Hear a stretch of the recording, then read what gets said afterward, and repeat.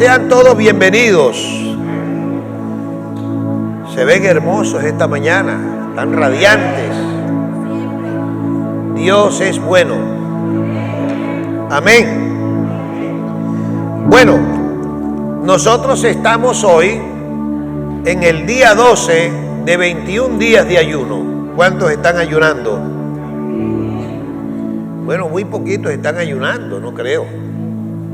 Hoy completamos el día 12 y el tema de hoy para el ayuno es conociendo a mi amigo el Espíritu Santo. Y hay dos textos que se establecieron para el día de hoy: Gálatas 5, 22, 23, que habla del fruto del Espíritu Santo, y Juan 14, 26, donde Jesús está hablando de la necesidad de que el Consolador venga para enseñarnos todas las cosas y para recordarnos lo que Jesús nos enseñó.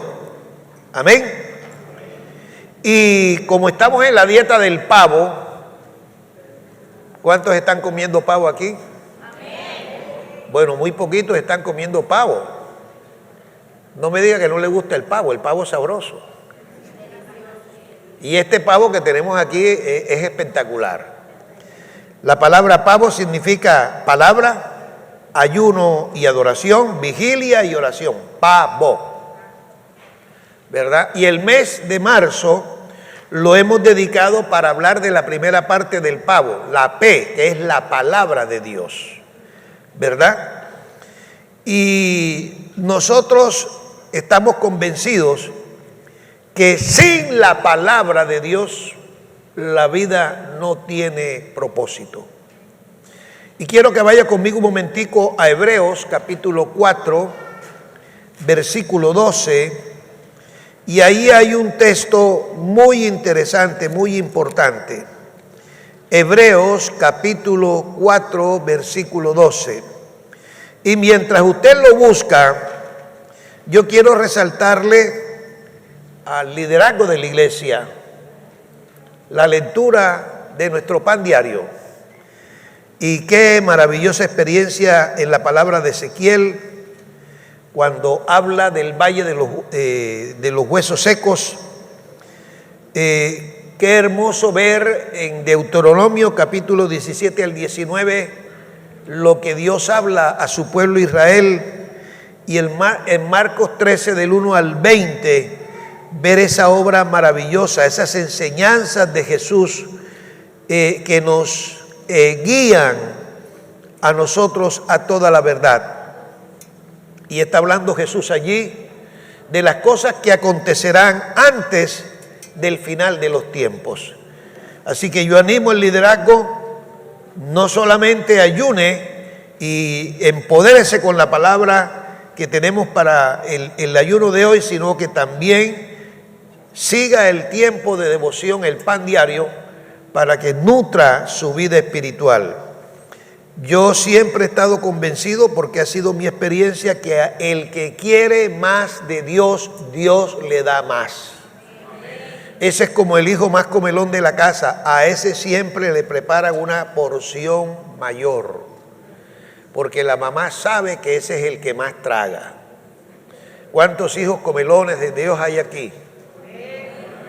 Ok, algunos hacen así tímidamente. No le dé pena ser comelón de la palabra del Señor. En el capítulo 4 de la carta a los Hebreos, tenemos en el versículo 11 algo que está conectado a lo que es el énfasis de este año: entrar en el reposo de Dios, ¿verdad? Ahí usted sabe que ese es el énfasis de este año. Pero en el versículo 11 dice: procuremos pues entrar en aquel reposo para que ninguno caiga en semejante ejemplo de desobediencia. ¡Wow! No reposar en Dios, no entrar en el reposo de Él, es una desobediencia. Pero donde voy a centrar la enseñanza es en el versículo 12. Y mire lo que dice a continuación de lo que debemos, para enfatizar de que procuremos entrar en el reposo. Porque la palabra de Dios es viva y eficaz, y más cortante que toda espada de dos filos, y penetra hasta partir ¿qué cosa? El alma y el espíritu. ¿Qué más? Las coyunturas y los tuétanos. ¿Y qué más? Discierne los pensamientos. ¿Y qué más? ¡Wow! Mire para qué sirve la palabra de Dios. Entonces, lo que nosotros podemos darnos cuenta es que la palabra de Dios es necesaria para entrar en el reposo de Dios. Si alguien está preocupado, si alguien está cargado por alguna circunstancia de cualquier índole, quiero decirle esta mañana que necesitas entrar en el reposo de Dios. Y reposar en Dios es descansar. No puedo hacer nada, no podemos resolver, no sabemos cómo, pero si creemos, ojo, en lo que enseña la palabra de Dios, entonces por esa palabra nosotros podemos entrar en el reposo. El reposo de Dios no es algo mágico. Ay, Señor, quiero reposar en ti. No, Él nos ha dado una fuente, nos ha dado una clave para entrar en ese reposo, y es su palabra. Por eso, después del versículo 11 que hablemos, que nos anima a procurar entrar en el reposo de Dios, Él dice ¿por qué? Porque la palabra de Dios es viva y eficaz. Y hay dos términos en la Biblia, en el Nuevo Testamento, para referirse a la palabra de Dios. El primero de ellos es la palabra logos y el segundo es la palabra rema. Ambas se traducen como palabra. Pero ¿qué viene a ser logos? Logos se refiere a toda la Biblia. Aquí está el logos de Dios. Aquí. Usted tiene el logos de Dios en toda la Biblia. Por eso es necesario que usted lea la palabra. Pero no la lea con una actitud religiosa. No la lea simplemente por leerla. Léala para que usted conozca toda la verdad que necesita conocer para que el reposo en Dios sea real y sea verdadero. Entonces, la palabra logos se viene a referir a toda la Biblia. Y aquí en el texto de Hebreos 4, en el original, cuando se dice toda la palabra de Dios, es la palabra logos. ¿Para qué sirve el logos? Dice que el logos de Dios sirve, es una palabra viva, es una palabra eficaz, y dice, y más cortante que toda espada de dos filos. Cuando vamos al original encontramos que el logos de Dios es útil, ¿verdad?, para que nuestra transformación sea real. ¿Por qué la palabra de Dios es viva y eficaz? La palabra viva en el original significa algo que está vigente. La palabra de Dios no pasará de moda. Dice, cielo y tierra pasará, mas mi palabra no pasará. La moda pasa, la palabra de Dios no pasa. Los hábitos cambian, la palabra de Dios no cambia. Las circunstancias pueden ser diferentes de día a día, pero la palabra de Dios permanece igual para siempre. Por eso la palabra de Dios fue útil ayer, la palabra de Dios es útil hoy y la palabra de Dios será útil mañana, será viva y eficaz. Amén. Cuando dice que la palabra de Dios es eficaz, está hablando que la palabra de Dios es suficiente. ¿Hay algo que te falte a ti? ¿Hay algo que no entiendes? ¿Hay algo que no sabes cómo solucionar? La palabra de Dios es suficiente para darte la dirección encaminada a que tú encuentres la respuesta adecuada a aquella necesidad o circunstancia. Y fíjese que recalca que esta palabra es vigente y es suficiente para partir. Y en el original allí la palabra partir significa separar lo que está enredado. ¡Wow! Por eso la palabra, cuando nosotros la escudriñamos, lo que hace es partir en el interior de nuestro ser las cosas incorrectas de las cosas correctas. Es la que rompe las ataduras que hay en nuestra manera de pensar, en nuestro comportamiento, en nuestros hábitos, en nuestras actitudes, que no son conforme a los mandamientos y enseñanzas de Dios. ¿Y qué es lo que rompe? ¿A dónde produce la palabra ese rompimiento? ¿A dónde produce la palabra esa separación? En el alma y en nuestro espíritu. Porque allí es donde radica la esencia de nuestra relación y nuestra comunión con Dios, en nuestra alma y en nuestro espíritu. Nosotros sabemos por la palabra que somos espíritu, somos alma y somos cuerpo. Y en el orden de Dios, el alma debe sujetarse a nuestro espíritu y nuestro cuerpo debe sujetarse también a nuestra alma. Eso es lo que se conoce como alineamiento.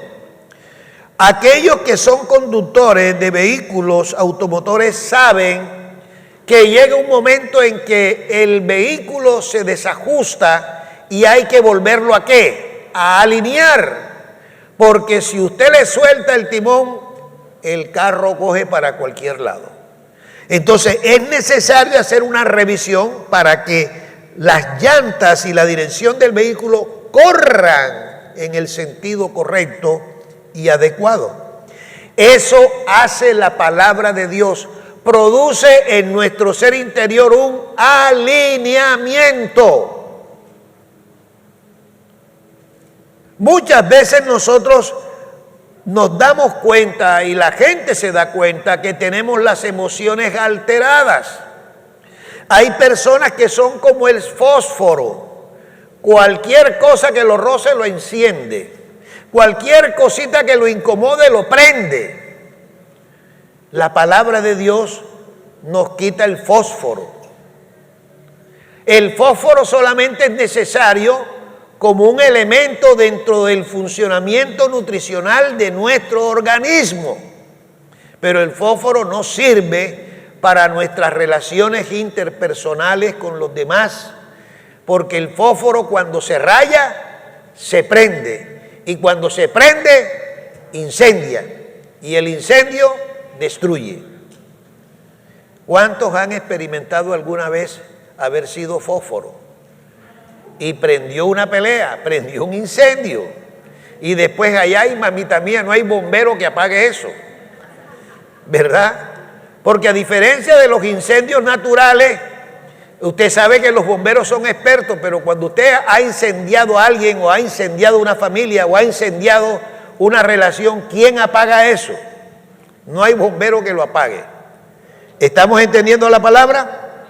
Ok, entonces, uno de los objetivos primordiales de habernos dejado Dios su palabra es para que nuestra alma y nuestro espíritu estén alineados al propósito de Dios. Cuando revisamos regularmente la palabra, nos vamos dando cuenta qué tan desalineados podemos estar.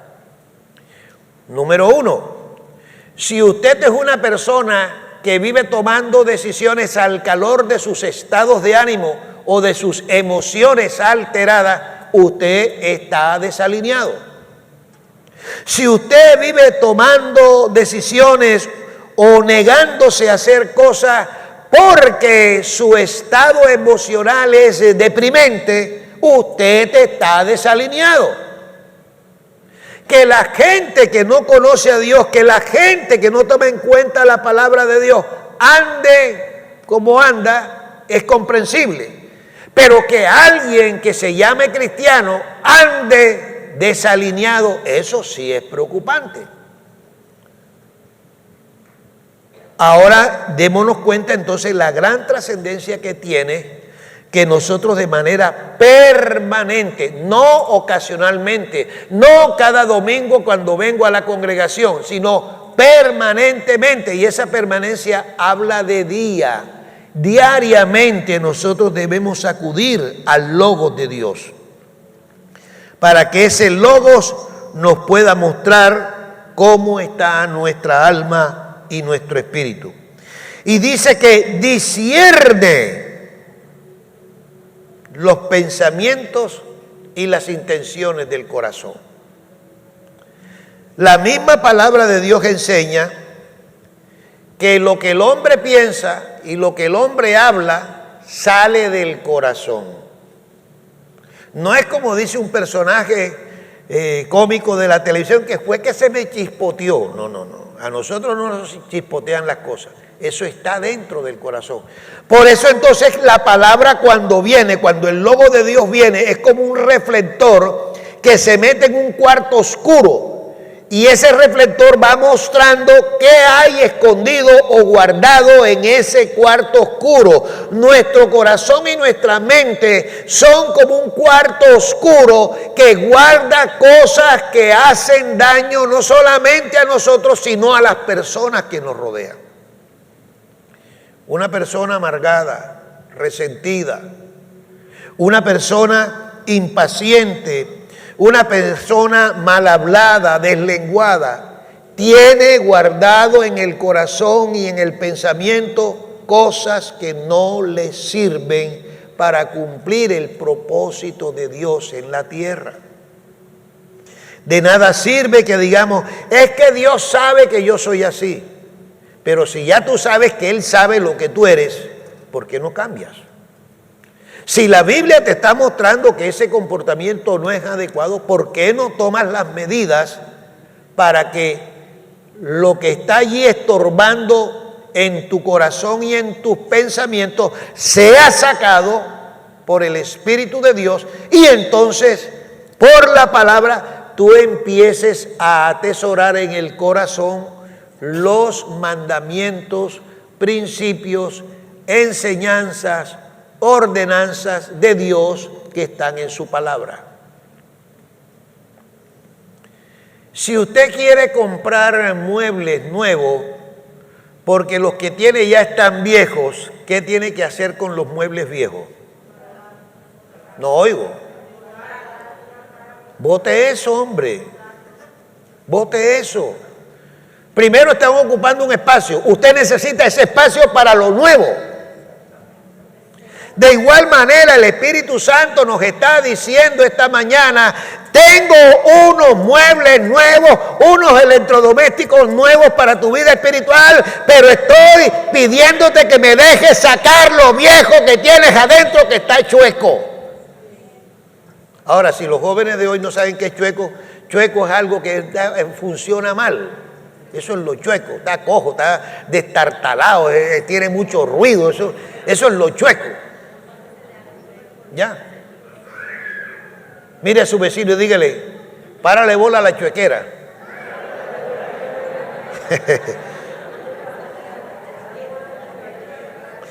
La palabra discernir, escúcheme, la palabra discernir en el original lo que está significando es lo siguiente. La palabra de Dios viene a ser como un árbitro que está dirigiendo la competición de alguien y declara quién es el ganador. ¿Ya? Es decir, la palabra de Dios cuando dice discierne, la palabra de Dios está decidiendo cuál es el diagnóstico de cada vida que se aferra y que pone atención a lo que la palabra de Dios le está diciendo. Eso es lo que es discernir. Yo llego a la palabra, ¿verdad? Y de pronto descubro que eso que está diciendo la Biblia, yo tengo algo adentro que tengo que corregir. Nosotros podemos esgrimir, tener muchas buenas razones para no cambiar nuestra manera de pensar, para no cambiar nuestra manera de vivir, para no cambiar nuestra manera de enfrentar las situaciones. Todas las buenas razones que usted quiera, usted las puede esgrimir, pero no son la verdad.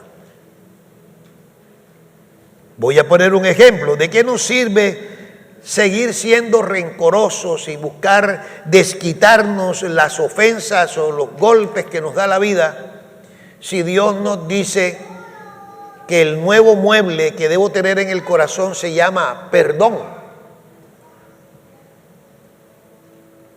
¿Por qué nos cuesta trabajo perdonar la ofensa que alguien nos haga y no nos ponemos a pensar cuántas veces nosotros también hemos ofendido con nuestras palabras o nuestras actitudes o nuestros comportamientos a otras personas?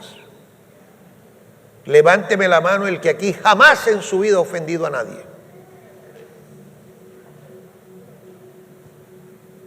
Entonces se da cuenta, para eso es la palabra, para eso es el logos que está aquí. Ahora, ¿qué es la palabra rema? La palabra rema es una palabra específica de la Biblia dirigida a una persona en un momento o circunstancia específico de su vida, trayéndole una revelación para que sepa qué hacer en esa situación. Y permítame, con todo el respeto que usted se merece, compartirle lo que es un rema a partir de una experiencia personal. En el libro de Zacarías, Dios me habló en un momento de dificultad en mi vida, muy fuerte esa dificultad. Tan grande era esa dificultad que yo me encerré en mi cuarto a decirle a Dios que yo renunciaba a seguir siendo cristiano porque yo no calificaba para ser un buen cristiano. Ya, esa fue mi intención. Yo había tenido un disgusto muy grande, una pelea muy fuerte con alguien, porque me ofendió diciéndome que a evangélicos se metían todos los fracasados de la vida. Y a mí se me revolvió el indio que tengo adentro con el otro, y fue horrible. Y lo peor es que lo hice en una oficina, ni siquiera fue en mi casa, sino en una oficina. Y yo empecé a decirle a Dios mis buenas razones. Señor, yo no quiero que la gente hable mal de ti por causa mía. Mira este problema que tengo. Yo no tengo paciencia. Yo no me dejo echar vaina de nadie. Entonces yo creo que lo mejor es que yo deje de ser cristiano. Yo no quiero seguir siendo cristiano. Yo no quiero que tu nombre sea blasfemado por culpa mía. Y mire usted la posición tan bonita, ¿no? Tan sincera de mi corazón. Y Dios no me dejó seguir hablando. Yo empecé a temblar, me dio una convulsión. Yo no sabía lo que era una convulsión. Ese día experimenté lo que es una convulsión. Yo nunca he sido epiléptico. No pude seguir hablando, caí al piso. Fue horrible, y para remate mi alcoba era alfombrada, así que afuera no se oía el ruido del golpe en el piso porque la alfombra lo amortiguaba. Y oí una voz que me habló y me dijo: eso que tú tienes en el cuerpo es lo que yo experimenté en la cruz por tus pecados para perdonarlos. Pues ya ahí me agarró lo primero. Cuando ya recupero la fuerza, que dejo de temblar, me da la palabra de Zacarías. Y en el capítulo 3, del versículo 1 al 3, Dios me muestra mi condición. Mire lo que dice: me mostró al sumo sacerdote Josué, el cual estaba delante del ángel de Jehová, y Satanás estaba a su mano derecha para acusarle. Y dijo Jehová a Satanás: Jehová te reprenda, oh Satanás. Jehová, que ha escogido a Jerusalén, te reprenda. ¿No es este un tizón arrebatado del incendio? Y Josué estaba vestido de vestiduras viles y estaba delante del ángel. Dios me mostró, con esa palabra me dijo: así está tu corazón. Las vestiduras viles es sinónimo de pecado. Tú tienes en tu corazón algo que se llama orgullo, rebelión y altivez. y el orgullo, la rebelión y la altivez no te permiten a ti humillarte delante de mí, para que entonces cuando sobrevengan ataques por causa de la fe en Cristo, tú no reacciones de la manera tan violenta como reaccionas. Eso es rema. Me estaba hablando de una circunstancia que yo estaba viviendo. Y luego me dice, y habló el ángel y mandó a los que estaban delante de él, diciendo, quitadle esas vestiduras viles, y a él le dijo, mira que he quitado de ti tu pecado y te he hecho vestir de ropas de gala. Después dijo, pongan mitra limpia sobre su cabeza, y pusieron una mitra limpia sobre su cabeza y le vistieron las ropas, y el ángel estaba de pie. Fue lo que Dios me hizo experimentar con el ataque de ese de epilepsia que tuve. Me dijo, eso que tú sientes fue lo que yo padecí para limpiarte de pecado. Entonces, al ordenar el ángel que me quitaran las vestiduras viles, el Señor me estaba diciendo, quito tu pecado porque ya se pagó el precio que fue la sangre de mi hijo. Y al ordenarle colocar vestiduras y la mitra, ¿qué es la mitra? La mitra era un gorro de copa alta, de pico alto, que usaban los sumos sacerdotes en Israel con una placa de oro que decía santidad a Jehová. Yo quedé frío. Es decir, Dios no solamente me estaba diciendo que yo era limpio del pecado que yo creía no podía vencer y que me hacía caer en esa circunstancia, pero Él, al ordenarme cambiar las vestiduras, me dice, yo estoy esperando algo diferente de ti. Dios me estaba diciendo, quiero que consagres tu vida solo a mí. Yo me agarré a llorar, porque yo le dije, Señor, yo no soy digno de ser un servidor tuyo. Y dice en el versículo 6, y el ángel de Jehová amonestó a Josué diciendo, así dice Jehová de los ejércitos, si anduvieres por mis caminos y si guardares mi ordenanza, también tú gobernarás mi casa, también guardarás mis atrios, y entre estos que aquí están te daré lugar. Dios me llamó a ser pastor. Y yo lloraba, y yo le dije, Señor, yo no soy digno de ser un pastor tuyo. ¿Sabe cuánto demoró este proceso? 2 años. A partir de ese día, Dios empezó con su palabra y con el Espíritu Santo a trabajar en mi temperamento, en mi manera de ver las cosas según mi pensamiento y según las inclinaciones de mi corazón. Por primera vez me di cuenta que yo era un hombre orgulloso, que yo era un hombre altivo, que yo era un hombre rebelde, que era desobediente, y yo juraba con la mano en la Biblia que yo no lo era. 2 años, Dios tratando con mi corazón. Y no me dejaba pasar ni una, o sea, cualquier cosa, por pequeña que fuera, me decía, recuerda Zacarías capítulo 3, de dónde te saqué y para dónde te llevo. Y allí apareció una enseñanza que yo no la he predicado jamás, quien no sabe para dónde va, quien no sabe de dónde viene, no sabe para dónde va. Tú tienes que ser un cristiano que alcances un nivel de madurez que te permita a ti saber de dónde vienes, es decir, de dónde te saca Dios y para dónde te lleva Dios. Pero hay cristianos que duran años en una iglesia, pero que jamás saben ni entienden de dónde los ha sacado Dios, ni para dónde los lleva. Entonces, fíjese, había una circunstancia en mí que estaba el nudo, la raíz más podrida de mi vida, era mi orgullo. Era un hombre orgulloso, terco, rebelde, desobediente, hacía las cosas como me daban la gana. Y yo decía que era todo lo contrario. Y Dios sacó esa podrida raíz Y Dios empezó a enseñarme a ser un hombre obediente, un hombre sujeto, un hombre atento a seguir instrucciones de otro. Eso es rema. Hoy te hablo de parte de Dios.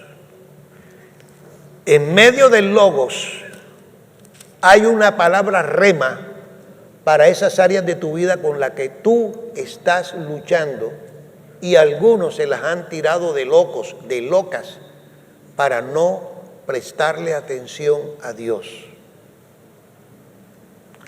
Dice que el propósito de Dios con nosotros es un propósito de bien y no de mal. Ahora, ¿qué cosas tenemos nosotros que aprender de la palabra de Dios? ¿Qué aspectos importantes de la palabra de Dios son necesarios para nuestra vida personal? Por razón de tiempo solamente me voy a referir hoy a una de esas necesidades que tenemos, a uno de esos aspectos importantes que tenemos en la palabra de Dios para tener una vida transformada. Dice segunda carta a Timoteo capítulo 3, versículo 16. Cuando usted oye la palabra útil, ¿qué es lo primero que piensa usted? ¿Cómo define usted algo útil? ¿Ah? ¿Algo que qué? Que da un beneficio. Algo que funciona, ¿cierto? Eso es lo útil. Mire lo que dice segunda carta a Timoteo, capítulo 3, versículo 16.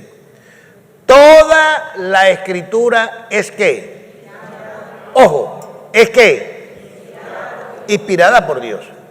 Aquí estuvo la pastora Maite enseñando quiénes fueron los que escribieron este libro, cuántos años duraron escribiéndole, qué características tenían cada uno de esos escritores. Mire, aquí escribieron campesinos, reyes, políticos, aquí escribieron recaudadores de impuestos, pastores escribieron. Pero si usted lee de Génesis a Apocalipsis, usted encuentra que la Biblia tiene una unidad porque fue inspirada por el Espíritu Santo. No fue que los que escribieron esto se les ocurrió, tuvieron un momento de éxtasis y no. El Espíritu Santo les puso en el corazón escribir lo que aquí está escrito. Y el apóstol Pablo en la segunda carta a Timoteo, allí en el capítulo 3, versículo 16, dice que toda la escritura es inspirada por Dios y útil. Tremendo. ¿Para qué? ¿Útil para qué? ¿Para qué más? ¿Para qué más? ¿Para qué más? Para instruir en justicia. ¿Verdad? Vamos a quedarnos ahí. ¿Sabe qué significa en el original? Dice que es útil para enseñar. La palabra enseñar significa dar una instrucción adecuada. Ejemplo, ¿ya te preocupa que tú vivas discutiendo, peleando, no entendiéndote con la gente? ¿Ya te cansa tener que andar de discordia en discordia, de desencuentro en desencuentro, que la gente dice que tú eres grosero, que tú eres grosera, que tú eres esto, que tú eres aquello, y tú vives atacando a los demás porque no aceptas que el foco del problema eres tú, sino que tú dices que los demás son los que se meten contigo? Necesitas la palabra para que la palabra, escúchame, te instruya de la manera correcta cómo enfocar esa situación personal que tiene.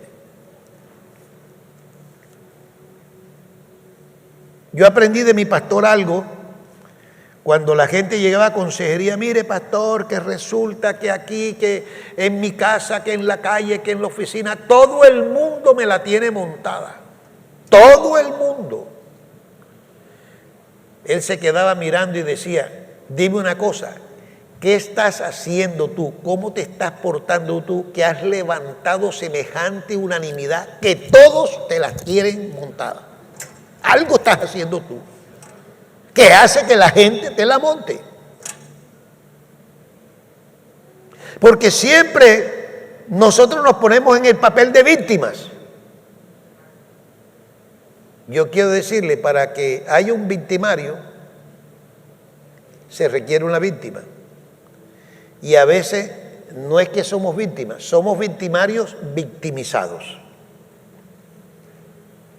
Usted ha visto las propagandas de la televisión del maltrato a la mujer, que el hombre coge y le mete una trompera y después le dice, pero te das cuenta, mi amor, que tú eres la que me pones a mí en esa circunstancia.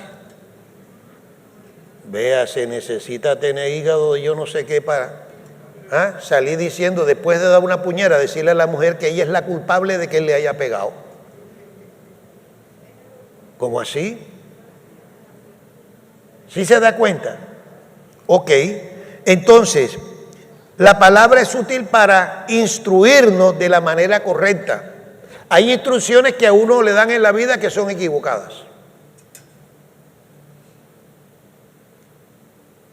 ¿Alguien aquí tiene testimonio de algún día haber seguido una orden equivocada que le trajo problemas? Yo creo que sí. ¿Quién de ustedes alguna vez por presión de un amigo o de alguien le dijo, pásate el semáforo en rojo que no viene nadie? Y usted se pasó. Eso es una instrucción equivocada. O hay alguien aquí que le haya dicho el acompañante, el copiloto, te vas a dejar pasar ese carro. Te vas a dejar ganar. Y usted... Esa no es una instrucción correcta. Igual usted va a llegar. Que el otro llegue primero, déjelo.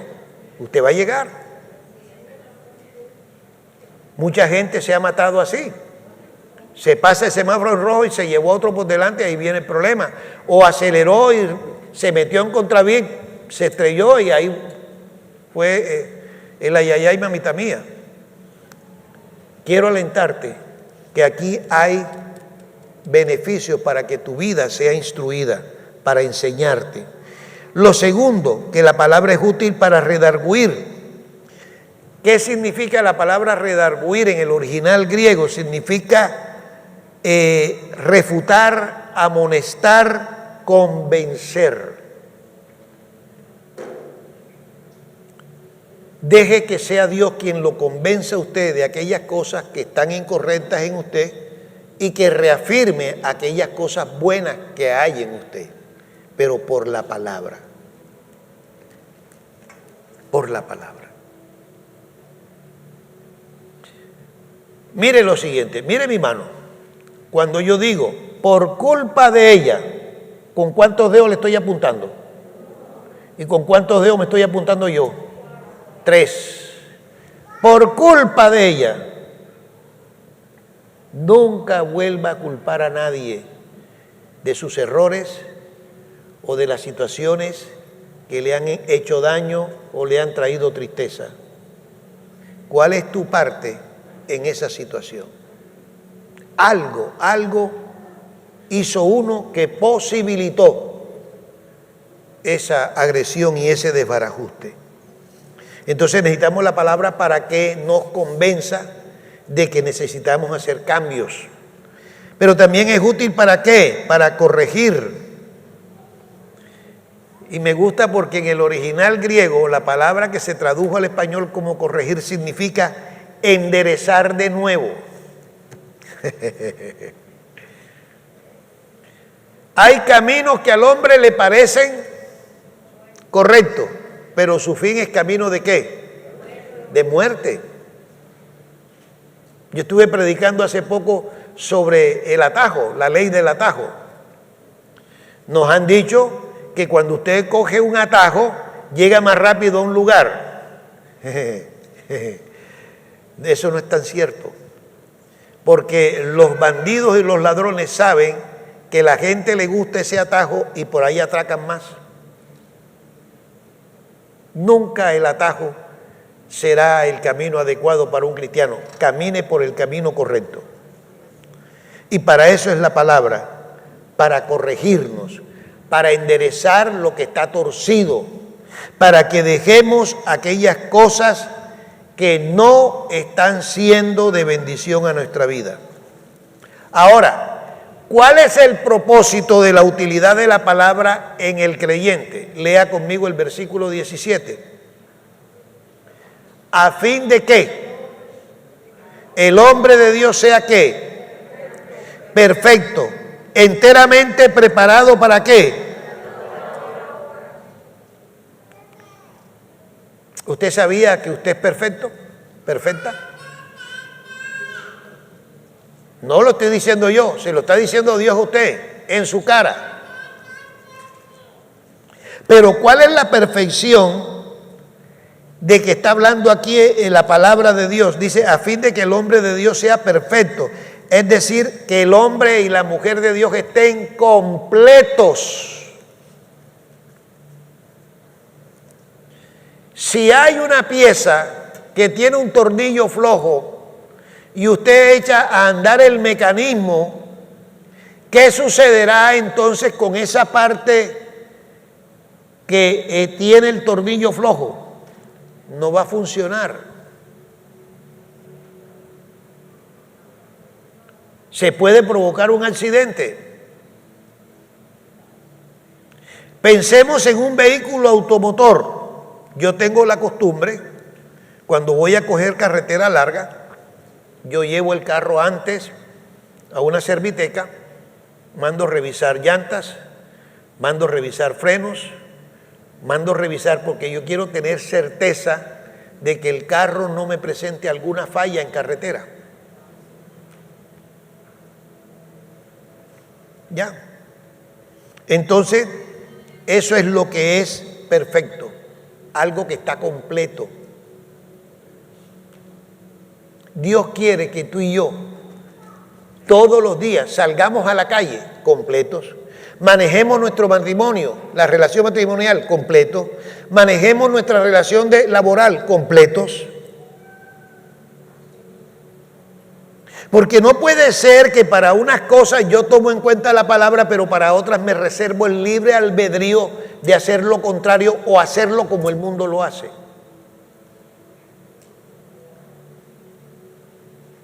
Voy a ponerle un ejemplo. Por una negociación que se está haciendo, ahí hay un impuesto que hay que pagar al Estado colombiano bastante grande y la persona me dijo, no, pero cojamos el atajo. Y yo me lo quedé viendo y le dije, ¿sabe que usted no me conoce a mí? Ya. Yo no necesito ahorrarme ese dinero. Porque yo quiero estar completo delante de la ley, que nadie diga, usted es un robador de impuestos. Estar completo. Aunque voy cogido de tiempo, llego al semáforo y está en rojo, paro, no me lo paso en rojo, paro. Eso es un cristiano que está completo, para eso es la palabra. Dice, a fin de que el hombre de Dios sea perfecto, esté completo. Y así sucesivamente, hay muchas áreas de nuestra vida donde solo la palabra puede ayudarnos a permanecer completos, a ser perfectos. Escúcheme, si usted sabe que tiene un temperamento poco apacible, usted en la palabra aprende cómo someter ese temperamento al alineamiento de su espíritu por la palabra de Dios para no reaccionar de la manera volcánica como reacciona cuando algo le molesta, cuando algo le incomoda. Para eso es que es la palabra, para que seamos perfectos, es decir, completos. Dice, enteramente preparado. Y en el original la palabra preparado significa estar equipado de manera completa. tener todo el equipamiento necesario, algo que está perfectamente terminado. Y dice que debemos, la palabra nos es útil para estar completos, enteramente equipados, completamente equipados para toda buena obra. Y aquí no se está refiriendo en dar limosna. Toda buena obra habla de las relaciones conyugales. Toda buena obra habla de cómo me comporto en el trabajo, de cómo me comporto socialmente. Toda buena obra. Nosotros aprendimos del mundo a hacer malas obras. Malas obras. Pero dice que la palabra de Dios nos debe servir. Ella es útil para que nosotros siempre hagamos buena obra. Dice que estemos preparados para toda buena obra. Dios no nos diseñó para que vivamos haciendo malas obras. La infidelidad es una mala obra. El maltrato emocional y físico es una mala obra. La desatención, el desinterés, la pereza, la flojera, eso es una mala obra. El ser incumplido, el llegar tarde al trabajo, eso es una mala obra. Y yo quiero, a manera de ejemplo, decirle a mis hermanas, a mis hermosas mujeres importantes, nunca coja el tiempo de su trabajo para maquillarse en la oficina. Usted está haciendo una mala obra. A usted no le pagan para irse a maquillar a la oficina. Usted debe maquillarse en su casa. Y si le dicen que entra a las 8, llegue a las 8 y arranque a trabajar a las 8, pero a veces llegamos a dar cháchara y va media hora, 40 minutos y todavía no arrancamos a hacer el trabajo. Eso es una mala obra. Entonces la palabra de Dios nos corrige eso, nos ayuda. Fíjese, yo no estoy hablando de pecado, estoy hablando de actitudes incorrectas, que debemos mejorar, debemos cambiar. Para eso es la palabra.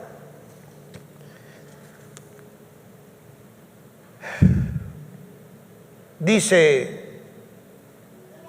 el Señor Jesús en Juan 5:39, escudriñad las Escrituras porque a vosotros os parece que en ellas tenéis la vida eterna y ellas son las que dan testimonio de mí.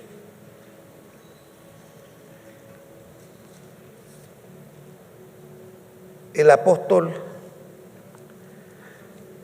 uno de los apóstoles habla de que nosotros tenemos la mente de Cristo. ¿Cómo tener la mente de Cristo? Leyendo sus enseñanzas. Te voy a poner un ejemplo. Jesús en una enseñanza dijo, si te pegan en la mejilla derecha, dale una trompada. ¿Así fue que dijo Jesús? ¿Ah? ¿Qué dijo Jesús? Ponle la otra. Ay, pastor, yo soy mansa, pero no mensa. ¿Dónde está ese versículo que la Biblia mía no lo trae? Si alguno te pide la capa, entrégale la túnica. Si te pide correr una milla, corre 2. Si tu enemigo tiene hambre, cántale la canción, así quería verte. No. Dice la palabra, dale de comer. Si tiene sed, dale de beber. Si está desnudo, vístelo. ¿Usted sabe cuál clase de desnudez es abundante en la tierra? Aquellas personas que carecen de amor propio, aquellas personas que ni siquiera entienden quiénes son, que se comportan como animalitos, que siempre viven repitiendo los mismos errores, las mismas conductas, están desnudos. Y aquí en la palabra Dios nos dice, vístelos. ¿Cuántas veces usted le ha dicho a alguien, tú no tienes la razón? Levanten la mano los que han dicho eso. Tú no tienes la razón. A mí la Biblia me enseñó que al que no tiene la razón, se la tengo que dar. ¿Cómo se la doy? Con la palabra. No lo descalifico, sino que lo llevo a la palabra. Uso la palabra. Tremendo, ¿ah? Entonces, ¿qué significa la palabra escudriñar? Y aquí cierro. La palabra escudriñar significa buscar, investigar, examinar, interrogar. Y la primera manera por la cual debo escudriñar la palabra de Dios es por mi conducta, por la manera como yo estoy viendo las cosas. Yo tengo el hábito de decirle al Señor, Señor, yo creo que voy bien, Señor, pero yo necesito que hoy me digas si eso es verdad. ¿Y a dónde crees que me lleva el Señor? A su palabra. Él no va a mandar a otro pastor, no va a mandar a otro hermano que diga, ay hermano, usted está bien. ¿Cuántas veces a usted le han dicho, ay qué bonita está, qué bonito se ve, qué simpático está hermano, pero usted por dentro está como con un bulto de canela partido? La gente no tiene ni idea el chicharrón que usted tiene, que está viviendo.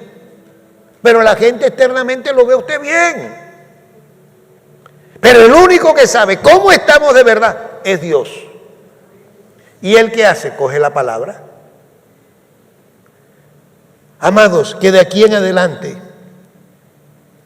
nosotros aprendamos algo. Mire, cuando leemos la Biblia, cuando decidimos escudriñarla, investigar, averiguar, examinar, interrogar aquí en la Biblia, vamos a descubrir una cosa bien hermosa, que nuestro Padre Celestial quiere que nosotros le conozcamos. No de oídas, como dijo Job, sino que lo veamos en nuestro diario vivir, en nuestras circunstancias. Mire, ejemplo, nos quedamos sin dinero. La gran mayoría de personas cuando no tienen dinero se enojan, se molestan, se irritan, no quieren que nadie les hable ni les diga nada, y si tiene que pagar cosas inmediatas, peor. ¿Quién puede entender quedarse sin dinero y andar feliz? Pero cuando nosotros vamos a la palabra, vamos a encontrar un logos donde Dios nos dice que no nos preocupemos qué hemos de comer o qué hemos de vestir. Y nos dice, busca primeramente el reino de Dios y su justicia. Y eso que te preocupa, la comida y el vestido, te lo añado. Tenemos dos opciones. O yo creo eso que acabo de leer, o no lo creo. Si decido creerlo, veré la gloria de Dios. Porque Él me lo está diciendo. Y si es una circunstancia como esta que he puesto, que no hay dinero, entonces a través de ese texto Dios lo que me está diciendo, no te desesperes. Entonces eso es un rema. Deja de ser logo para ser rema. Señor, entonces tú vas a hacer algo para que vuelva a haber alimento en mi alacena o para que haya el dinero para pagar lo que debo pagar. Pero cuando no escudriñamos la palabra, ¿qué salimos? No hay un pagadiario por ahí. A ver quién me presta la plata. Buscamos soluciones facilistas, los atajos. En los atajos que hay, salteadores. Entonces, cuando escudriñamos la palabra, nos damos cuenta que Dios quiere que lo conozcamos, que hablemos con Él. Es más, Dios quiere que le hagamos preguntas. Y cierro aquí esto, mire.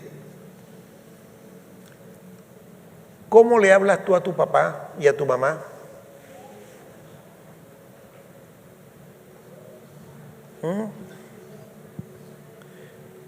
Generalmente nosotros tuteamos a nuestros padres, mami tú, papi tú, ¿ya?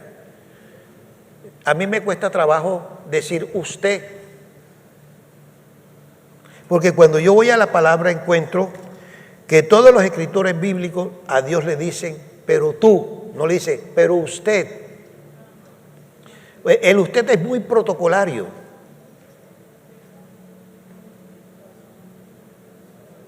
Pero cuando tú le dices a Dios, tú le dices a tu Padre, tú Señor, ¿qué tienes para mí?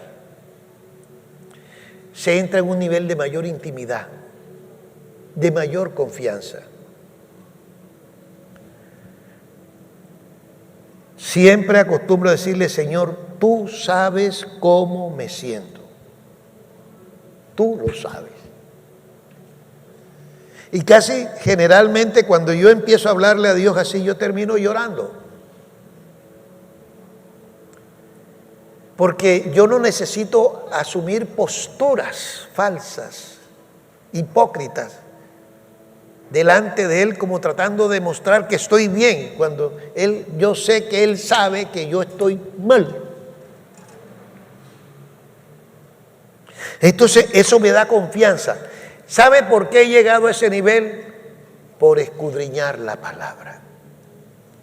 Que de hoy en adelante tu corazón no vuelva a desmayar y dedica tiempo para escudriñar la palabra. Y dile, papi, háblame.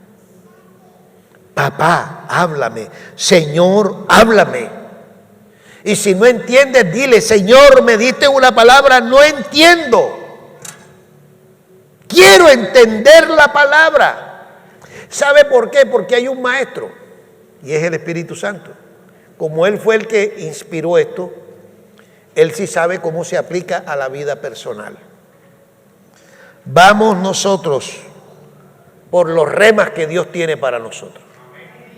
De aquí en adelante yo te digo de parte de Dios que si usted se dedica a escudriñar la palabra, dejará de ser simplemente un logo para convertirse en un rema que edifique tu vida, que te ayude a salir de esos rincones oscuros donde te metiste y tu vida cobre una nueva dimensión y sobre todas las cosas puedas ver de día en día la gloria de Dios en tus circunstancias.